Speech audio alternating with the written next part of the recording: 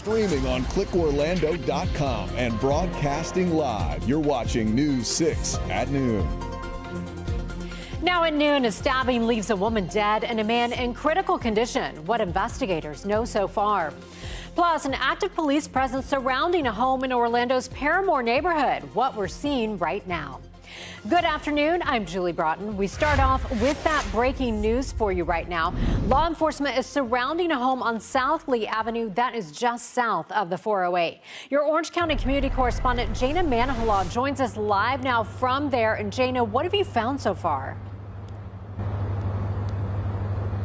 Yeah, Julie, as of right now, I have no active information, no real information from any officials as of right now. What I can tell you is exactly what I'm seeing. We're going to show you right now. I'm going to give you a clear shot of the house. We're in front of 722 on South Lee Avenue.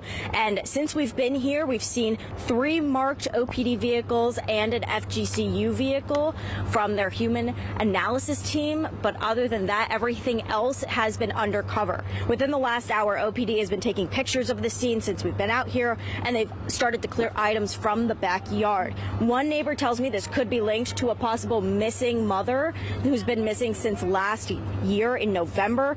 OPD officers, again, have been in and out of the house. Right now, we're seeing, again, those undercover houses, but the house itself was known to neighbors as a single-family home, and the family that was living there seemed to be a happy-go-lucky group of people. People could come and go as they pleased. One UCF student who lives on this street actually tells me he misses class this morning because the police presence was so large and heavy. He didn't feel safe coming out of the home. Again, since we've been out here, police have pulled multiple Lowe's buckets as well as clear bins for storage from out there. And in the window, don't know if we can get a super clear shot of it, but in the window there is a sign that says class of 2023 from Jones High School. So it could be, you know, we could have seen a recent graduate of Jones High School in this house. But again, we're just working to get real official information to you as quickly and as urgently as possible. I myself have reached out to Orlando Police Department as well as the FGCU team that is here to get that information. Once I do, I'll bring it to you live here and on clickorlando.com. For now, live in Parramore, I'm your Orange County community correspondent, Jana Manahalaw, News 6. Jana, thank you for that update. And we will, of course, stay on top of the story and keep you updated. You can head to clickorlando.com for any updates. Turning now to your forecast, we are continuing to see a pretty nice day out there. Candace, it was cold again this morning, but that warm up we've talked about is already kind of revealing itself. It's really kickstarting though today, and almost 10 degrees warmer at this 12 o'clock hour than we were yesterday at the same time. I want to show you those live cameras because at this point in time, we are looking still mostly clear.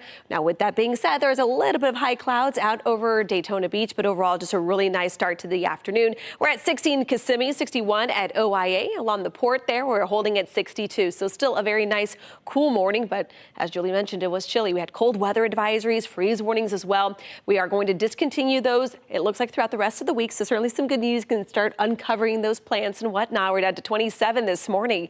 In Ocala, we were down to 39 in Orlando.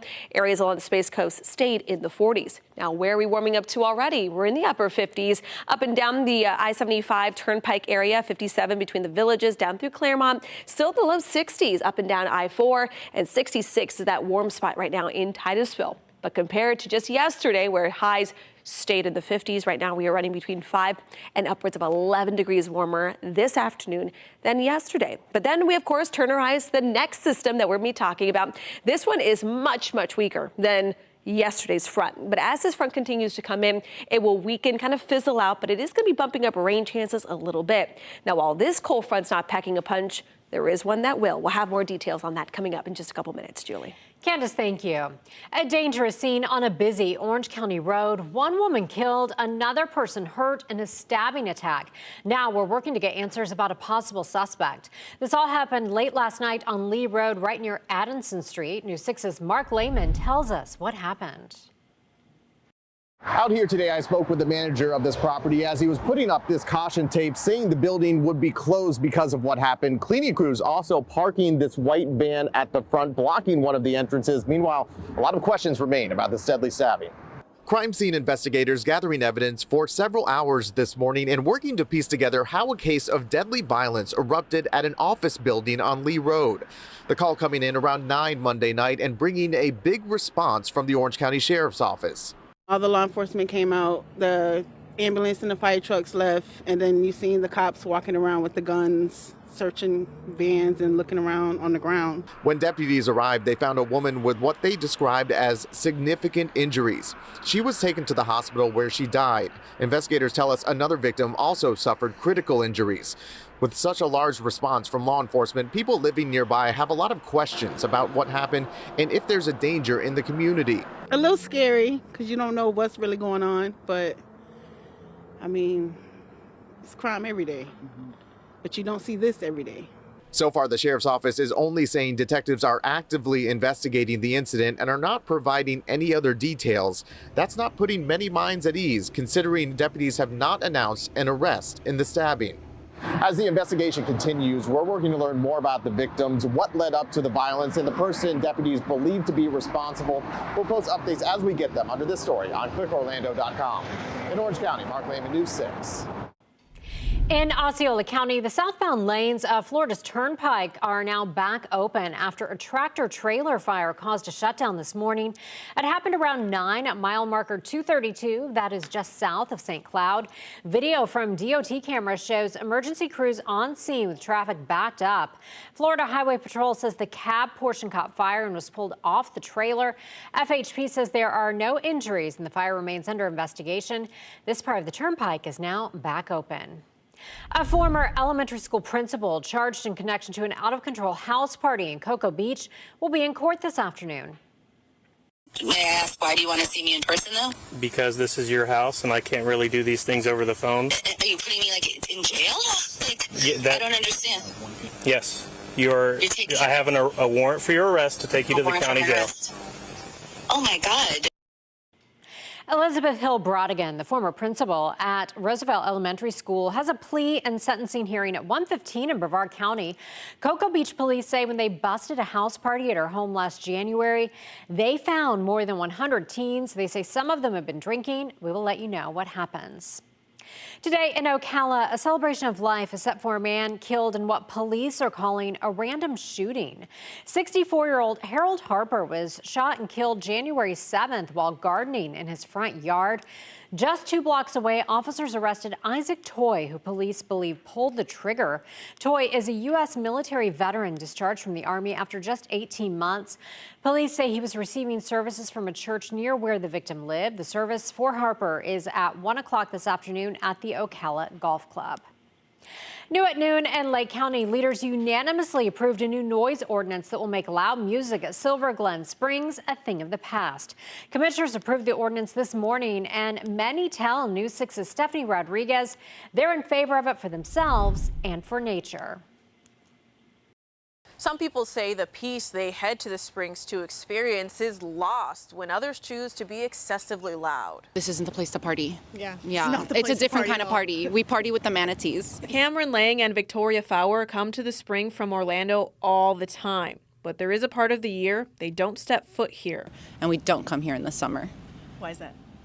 It's just really busy, very loud, lots of boats, very unsafe, not a calm, relaxing day at the springs. The two think loud visitors disrupt the unique experience of swimming in the spring. It's too crazy out here, and no one has any respect for the water, any of the wildlife. They're on board with the change Lake County commissioners have been pushing to pass for months, a new noise ordinance. The ordinance would designate this very popular area as a noise-sensitive zone and create penalties for people who disobey that. It's something that people I spoke to here at the Springs say they agree with. They are really loud, and each boat will have really loud music playing. According to the ordinance, the excessive use of amplified sound devices has been harmful to nearby properties and has negatively impacted visitors along the spring run. Yeah, that's absolutely fine. Why? Because it's not disturb other people, so to be in their own limits. That's a better idea, and moreover that even it will not affect the wildlife. County officials say signage explaining the new rules will be put up. This ordinance is similar to one approved for the Lake Dora sandbar after residents there complained about noise coming from the boats. Reporting in Lake County, Stephanie Rodriguez, News 6. Happening today, leaders in Cape Canaveral are expected to decide whether to close Cape View Elementary. The school board wants to consolidate the school with Roosevelt Elementary in Cocoa Beach due to low enrollment. The proposal has been met with major backlash from both parents and city leaders. A final vote on the shutdown is expected during tonight's meeting at 5:30. We'll be there and let you know what happens. City leaders in Deltona are considering stricter rules on e-bikes. The proposal includes a ban on e-bikes for anyone under 16 years old. The ordinance would also cap speeds at 15 miles per hour and forbid riding on sidewalks if a bike lane is available. High-powered e-bikes, those over 750 watts, would be banned from sidewalks entirely. Riders would have to stop for school buses just like drivers. Tonight's meeting starts at 6. Tired of your sprinklers having a broken head and flooding your yard? Well, we have you covered. Coming up, News 6 handy newsman Eric Von Aken shows you how to repair your broken sprinkler head quickly. Here is a live look for you from Eric repairing a sprinkler head. But now here's a live look at Mount Dora. You're watching News 6 at noon. We'll be right back. This portion of the news is sponsored by Florida Lottery.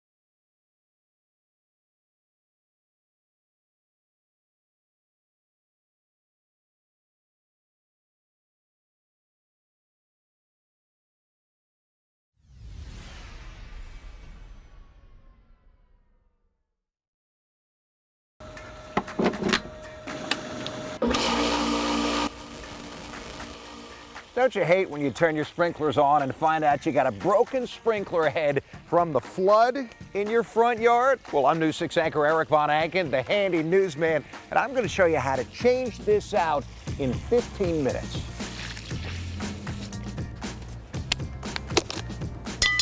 This is the step that's going to take the most time. It's also the most important, digging up all of the dirt and all of the grass around the sprinkler. Here's a shovel. Can you dig it?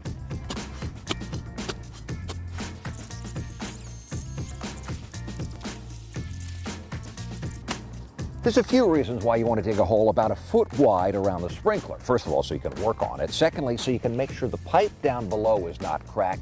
But this is key. Also, so when you pull off the old sprinkler and put on the new one, you don't get any dirt in the feeder line. And then, just screw off your old sprinkler head. It is really that easy. And if I were you, I'd take it with you to Ace to make sure that you get the right replacement, making sure it's the right height, but also the right pipe diameter. Once you picked up a new one, screw it in, and that's it. You are finished with installation. You'll probably have to adjust the angle and the distance of the spray, and every rotor head is just a little bit different, but don't worry, every one comes with its own instructions. And again, this repair is for a broken sprinkler head, not a broken pipe. We'll show you how to fix this in another segment. For now in Oviedo, Eric Von Aken getting results. News 6. It makes it all look so easy.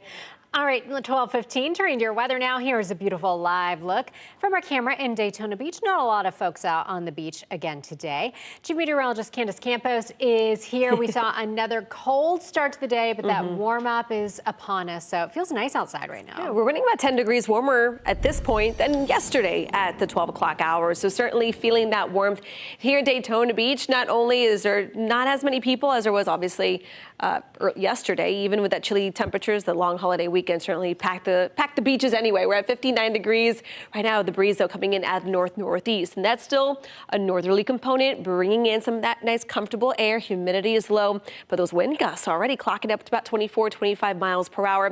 And really the strongest winds remain pretty close to our coastal areas, between about 20 to 25. We're in the teens up and down the I-4 corridor and out towards Marion County. So it is still a breezy day, still making conditions feel very comfortable out there. So let's tell you what the temperatures are as you're running out the door, maybe running some errands, grabbing some lunch or whatnot. We're at 59 degrees again in Daytona, 58 in the Villages. We're holding at 61 from DeLand all the way down through Orlando. And right now it does look like a little warm bubble across the southeast there in Brevard County. You guys are all holding in those mid to low 60s. Then let's check on that hour-by-hour forecast for your Tuesday. Your forecast is sponsored by Strata Services. All right, our high this afternoon between about 64 and 65 degrees. Again, it will be staying cooler than average with plenty of sunshine in place. So just do be aware you're going to need the sunglasses this afternoon. 49, that is our low tonight. In Orlando this morning, we were down to 39. So notice the temperatures are gradually starting to get back to where they should be for this time of the year. Now, with that being said, we could have some areas, really primarily in Marion, far inland Sumter County, that will have the opportunity to get close to near freezing, which is why there is that possibility for some patchy frost in the forecast, but nothing as close to what we've been dealing with for the past couple of days. As you can see here, clouds and rain futurecast. This is our next front. This is our Thursday front. This one is not packing a punch whatsoever. It's really going to fizzle out as it moves into central Florida, but it will bring with it just enough moisture that we could pop a scattered shower or two come Thursday and Friday. Then things really continue to warm up. We could even nearing 80 degrees by really Friday into Saturday before things all change. This is going to be the next system. This is also going to be the same storm that is going to be making national headlines with the mess it's going to bring. Anytime we get cold air rushing in from the north, and then we've got almost tropical moisture surging in from the Gulf, all that comes together and creates a wintry mess. So we are talking about rain across the deep south. We can get almost a layer of sleet, freezing rain potentially, all kind of mixed in between parts of the Carolinas and Georgia, all the way through almost central Texas. And then everywhere here highlighted in blue, we're talking about some significant rain, snowfall.